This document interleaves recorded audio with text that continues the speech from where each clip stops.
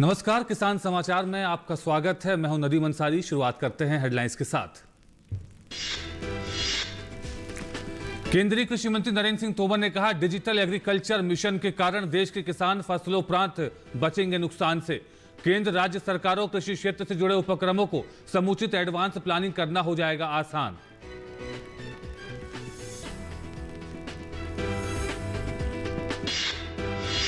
कृषि क्षेत्र में सहयोग को बढ़ावा देने के लिए नीति आयोग ने गुजरात विश्वविद्यालय के साथ किया समझौता। डॉक्टर राजीव कुमार ने IIS द्वारा प्रस्तुत कृषि उद्यमिता और मूल्य श्रृंखला प्रबंधन में भारत का पहला MBA पाठ्यक्रम किया लॉन्च।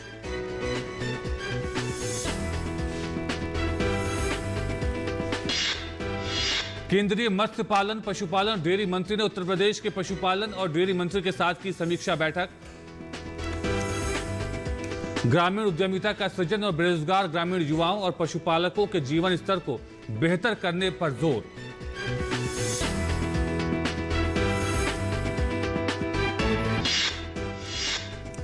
और बिहार में बाढ़ प्रभावित इलाकों में सुधार। मुंगेर में गंगा नदी के जलस्तर में आई कमी। बचाव कार्यों के लिए NDRF और SDRF की टीमें तैनात। मौसम विभाग ने हल्की से लेकर मध्यम बारिश की जताई संभावना।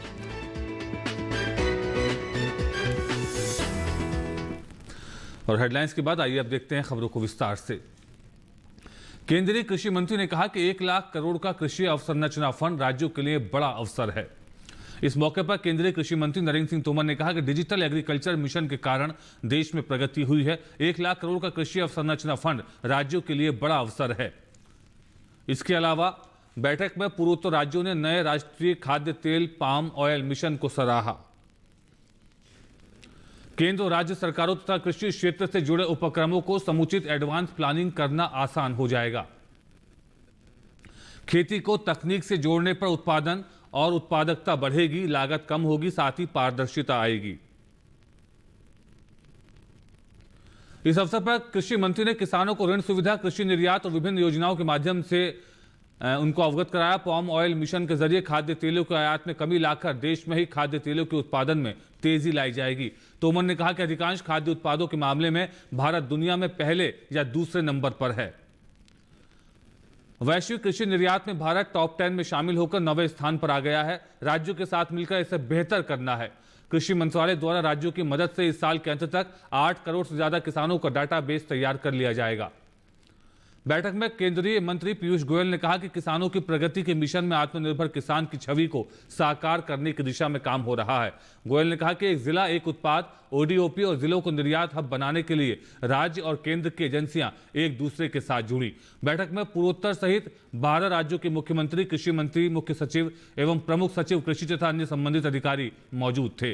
वहीं केंद्रीय कृषि एवं किसान कल्याण राज्य मंत्री शोभा करंदलाजे और कैलाश चौधरी बैठक में उपस्थित थे।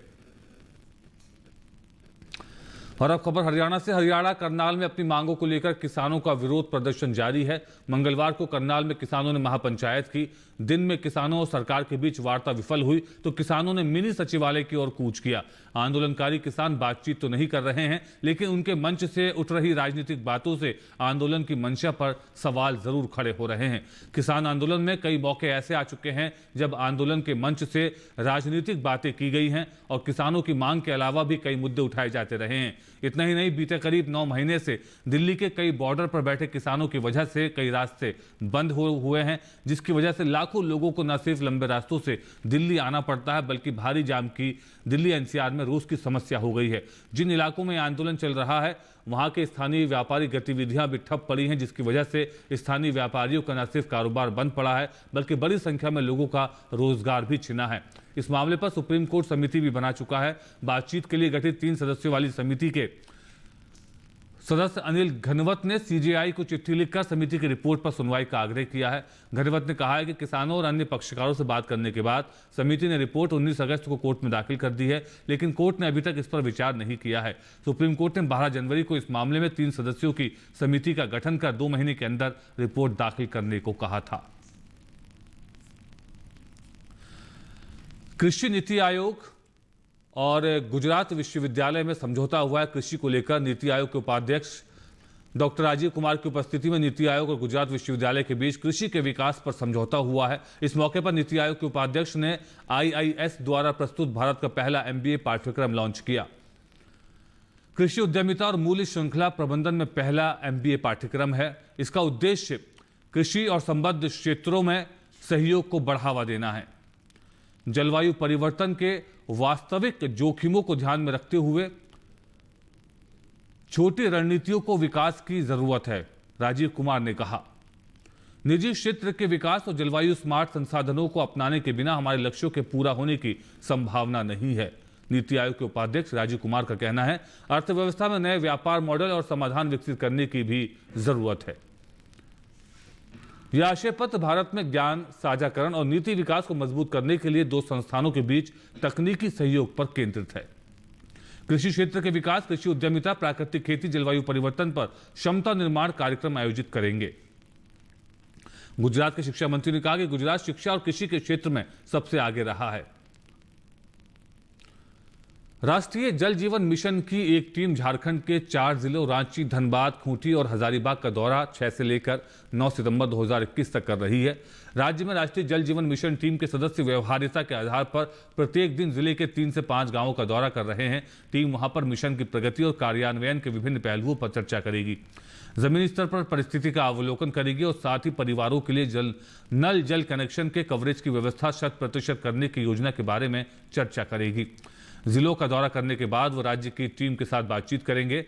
झारखंड राज्य की योजना 2023-24 तक सभी परिवारों को 100% FHTC बनाने की है। राज्य के 59.24 लाख ग्रामीण परिवारों में से 8.60 लाख यानी 14.5% परिवारों को नल जल कनेक्शन प्राप्त हैं। 15 अगस्त 2019 को जल जीवन मिशन की शुरुआत के समय झारखंड में केवल 3.45 लाख यानी 5.85% ग्रामीण परिवारों को नल जल की आपूर्ति हो रही थी। 24 महीनों में राज्य में 5.15 लाख परिवारों यानी 8.7% को नल जल कनेक्शन प्रदान किया गया है।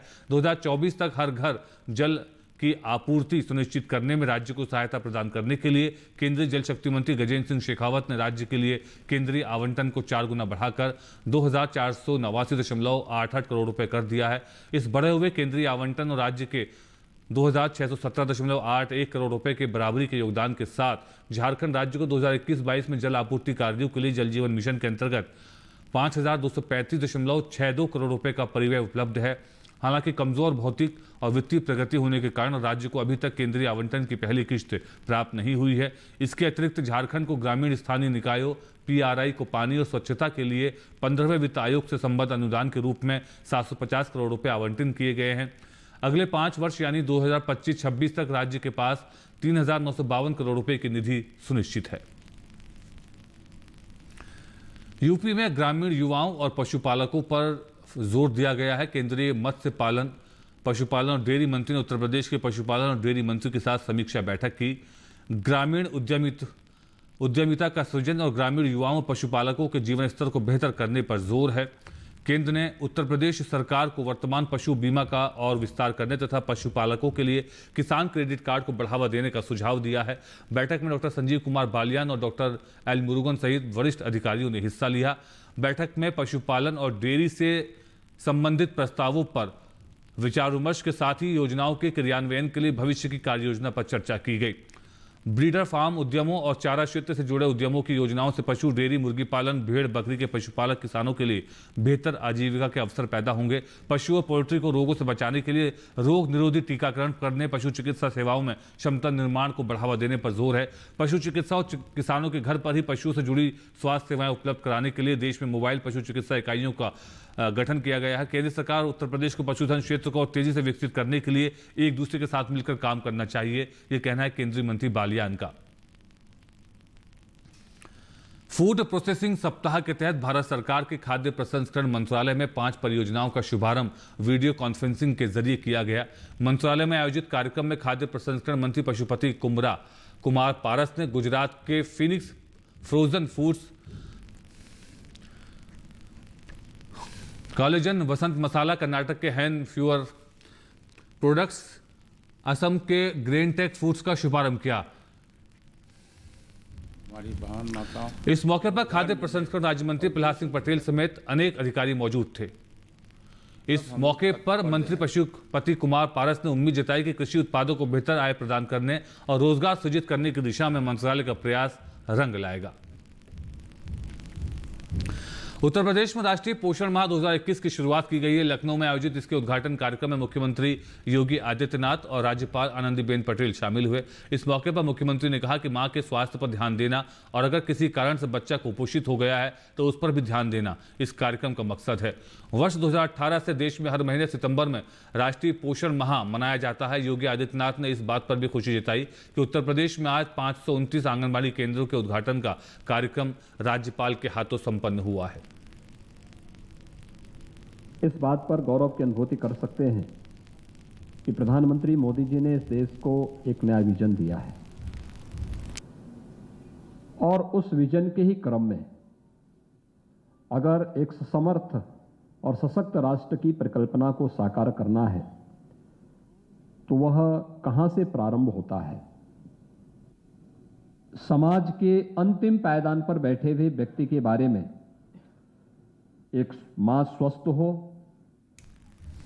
एक बच्चा स्वस्थ हो, प्रधानमंत्री जी की सोच इस राष्ट्रीय पोषण मिशन के साथ जुड़ी हुई है और इसलिए इस राष्ट्रीय कार्यक्रम के साथ हर भारतवासी को जुड़ना चाहिए, क्योंकि जब एक मां या एक बच्चा कुपोषित होता है तो ये केवल एक परिवार के लिए नहीं समस्या है, ये चैलेंज पूरे समाज के लिए और पूरे राष्ट्र के लिए होती है।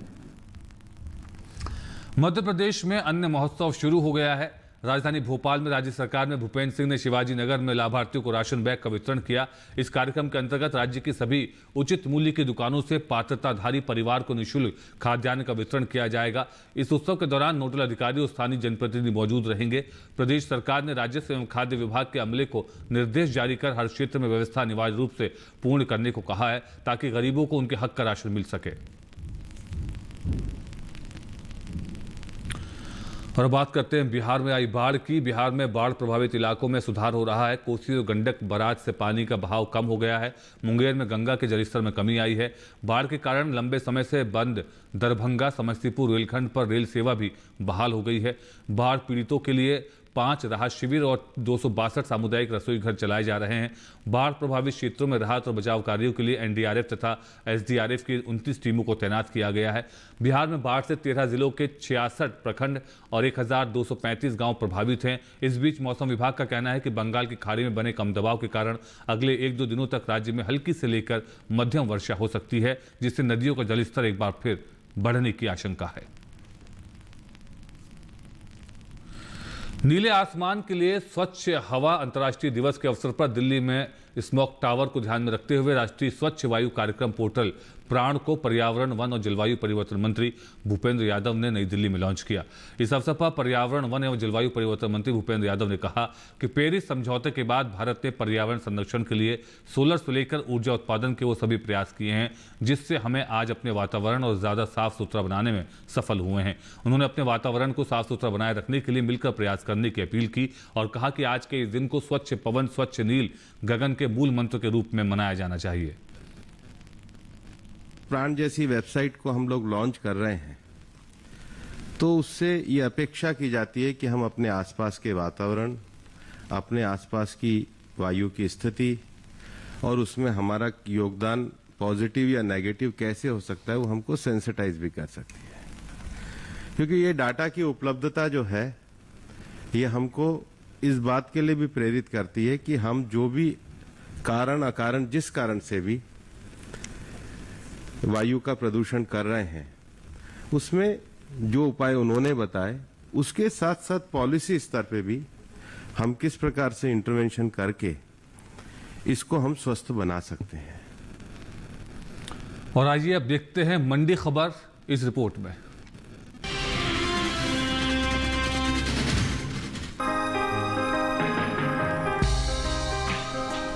घरेलू स्तर पर इस साल धान की रिकॉर्ड पैदावार होने का अनुमान है। कृषि मंत्रालय की ओर से जारी चौथे अग्रिम अनुमान के अनुसार साल 2020-21 के दौरान देश में कुल धान की रिकॉर्ड पैदावार 122.27 मिलियन टन होने का अनुमान लगाया गया है। ये विगत 5 सालों के 112.44 मिलियन टन औसत उत्पादन की तुलना में 9.83 मिलियन टन अधिक है। वहीं इन दिनों देश भर में धान की खेती चल रही है। बीते कुछ समय से पीछे चल रही धान की बुआई में अब कुछ बढ़त दर्ज की गई है। धान का रकबा बीते साल से 61,000 हेक्टेयर आगे चल रहा है। कृषि मंत्रालय की ओर से साल 2021 के 3 सितंबर तक के लिए जारी ताजा आंकड़ों के अनुसार धान की कुल बुआई 4,01,15,000 हेक्टेयर में हो चुकी है, जबकि बीते साल इस दौरान धान की खेती 4 करोड़ हेक्टेयर में हुई थी। देश से होने वाले चावल के निर्यात में साल की शुरुआत में अच्छा इजाफा हुआ है। हालांकि बासमती चावल के निर्यात में कुछ कमी आई है। साल 2021 के अप्रैल से जून के दौरान बासमती चावल का कुल निर्यात घटकर 10,88,556 टन का हुआ है, जो बीते साल इस दौरान 12,84,636 टन रहा था। जबकि गैर बासमती चावल के निर्यात की बात करें तो इसमें इस साल अच्छी बढ़त दर्ज की गई है। बीते 3 महीने के दौरान गैर बासमती चावल का निर्यात 19 लाख टन से ज्यादा बढ़ा है। साल 2021 में अप्रैल से जून महीने के दौरान देश से गैर बासमती चावल का निर्यात 41,16,552 टन गैर बासमती चावल का निर्यात हुआ है, जबकि बीते साल की समान अवधि के दौरान निर्यात महज 19,40,278 टन का ही हो सका था। फिलहाल ज्यादातर कृषि उपज मंडियों में धान की आवक सामान्य बनी हुई है। इसके हाजिर भाव की बात करें तो एग्मार्क नेट के अनुसार धान का कटोरा कहे जाने वाले राज्य छत्तीसगढ़ की सूरजपुर मंडी में 6 सितंबर को धान का भाव रहा 1,890 रुपए। 7 सितंबर को इसके भाव में कोई बदलाव नहीं हुआ और भाव 1,890 रुपए पर बरकरार रहा। इसी तरह गुजरात की दाहोद मंडी में बीते 2 दिनों के दौरान धान के भाव स्थिर रहे।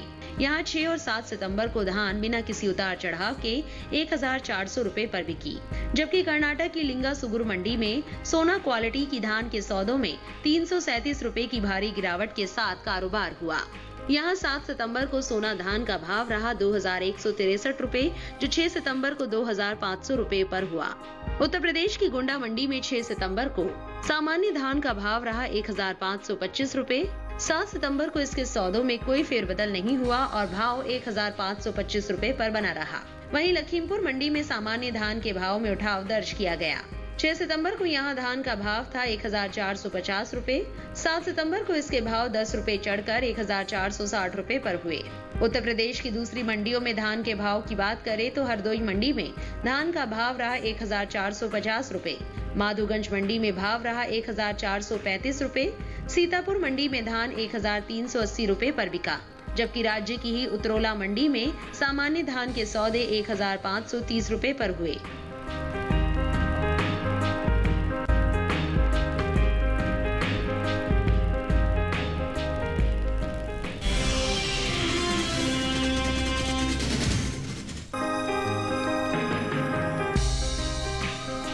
बीते कुछ दिनों से पीछे चल रही खरीफ उड़द की खेती में अब कुछ बढ़त दर्ज की गई। चालू खरीफ सीजन में देश के अलग अलग राज्यों में हो रही उड़द की बुआई का रकबा बीते साल के मुकाबले 9,000 हेक्टेयर बढ़ा है।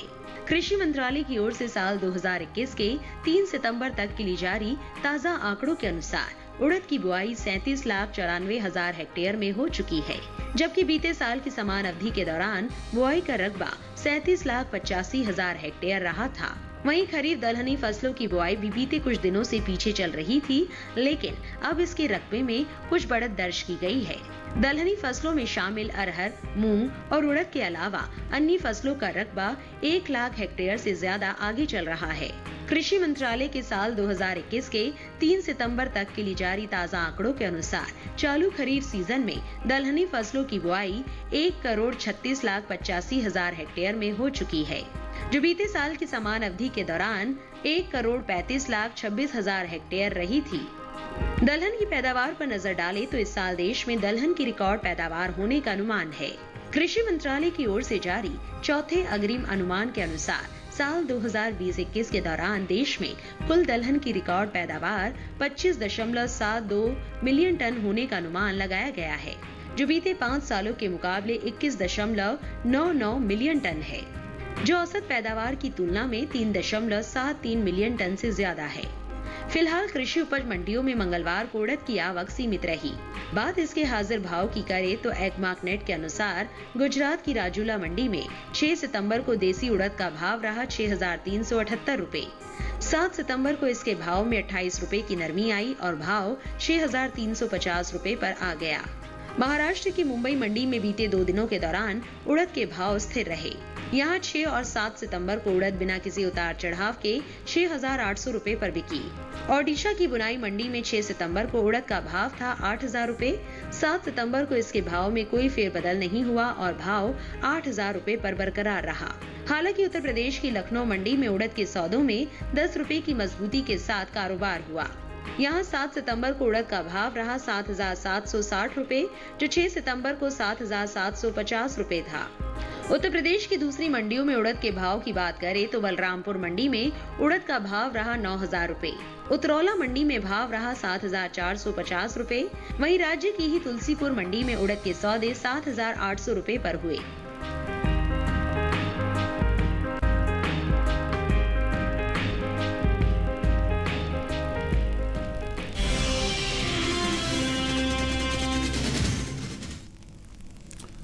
और आइए बात करते हैं मौसम की, और इस मौसम में अपनी फसलों का कैसे रखें ध्यान, देखते हैं इस रिपोर्ट में।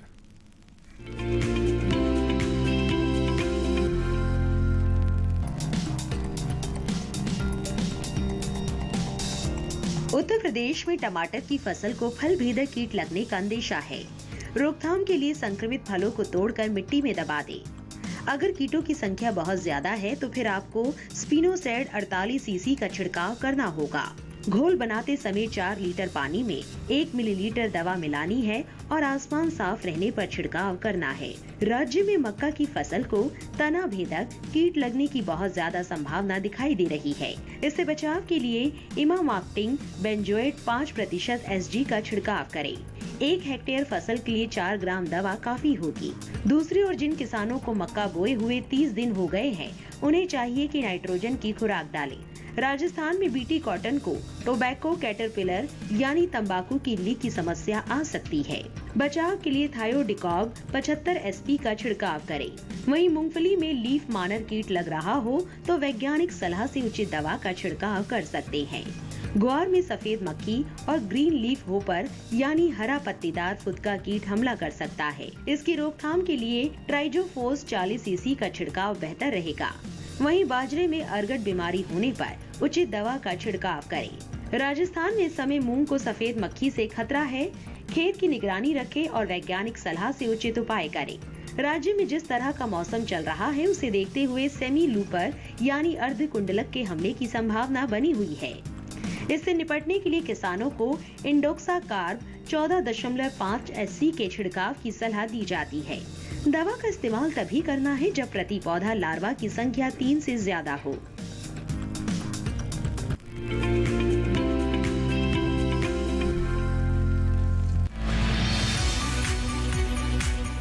इस समय पालक की बुआई की जा सकती है। पालक को मैदानी और पहाड़ी दोनों क्षेत्रों में बोया जा सकता है। मैदानी इलाकों में सर्दी के मौसम में ये ज्यादा बोई जाती है। वैसे तो इसे किसी भी प्रकार की मिट्टी में बोया जा सकता है, फिर भी दोमट मिट्टी इसके लिए सर्वोत्तम मानी जाती है।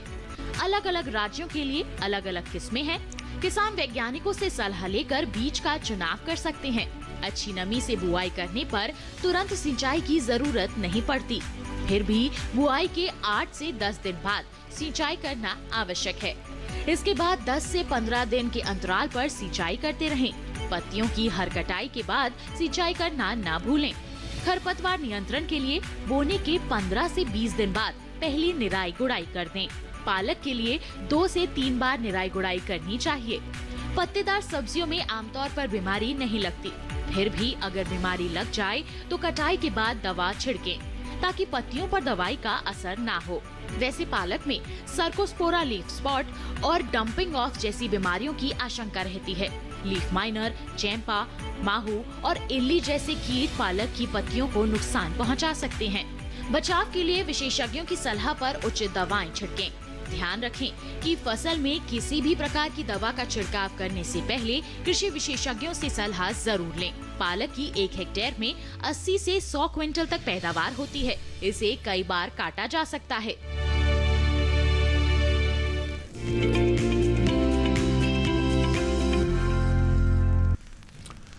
और इसी के साथ किसान समाचार के आज के अंक में फिलहाल इतना ही। हमारी पूरी टीम को दीजिए अनुमति। नमस्कार।